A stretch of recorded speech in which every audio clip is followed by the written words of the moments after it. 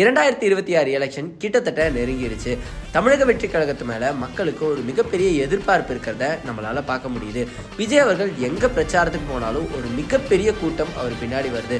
பலர் விஜய் அவர்களுக்காக சப்போர்ட் பண்றதையும் நம்மளால பார்க்க முடியுது.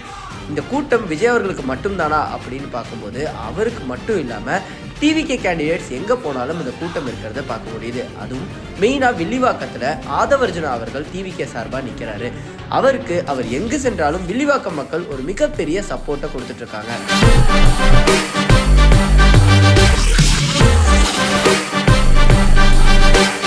ஆதவர்ஜுனா அவர்கள் பிரச்சாரத்துக்காக மக்களை சந்திக்கிறதுக்கு அங்கே போகும்போது எல்லாமே மக்கள் எல்லாருமே அவரை அவங்களோட பையன் மாதிரி கவனிச்சுக்கிறத நம்மளால பார்க்க முடியுது.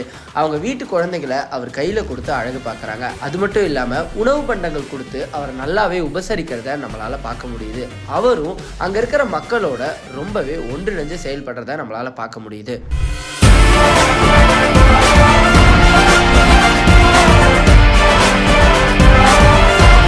வில்லிவாக்கம் மக்களோட ஒரு மிகப்பெரிய ரேப்போவை அவர் கிரியேட் பண்ணிட்டாரு அப்படிங்கிறது அவரோட நடவடிக்கை மூலியமாவே நம்மளால கிளியரா தெரிஞ்சுக்க முடியுது. ஸோ கண்டிப்பா 2026 தேர்தலில் வில்லிவாக்கம் தொகுதியில ஆதவர்ஜுனா அவர்களுக்கு ஒரு மிகப்பெரிய சப்போர்ட் இருக்கும் அப்படின்னு எதிர்பார்க்கலாம்.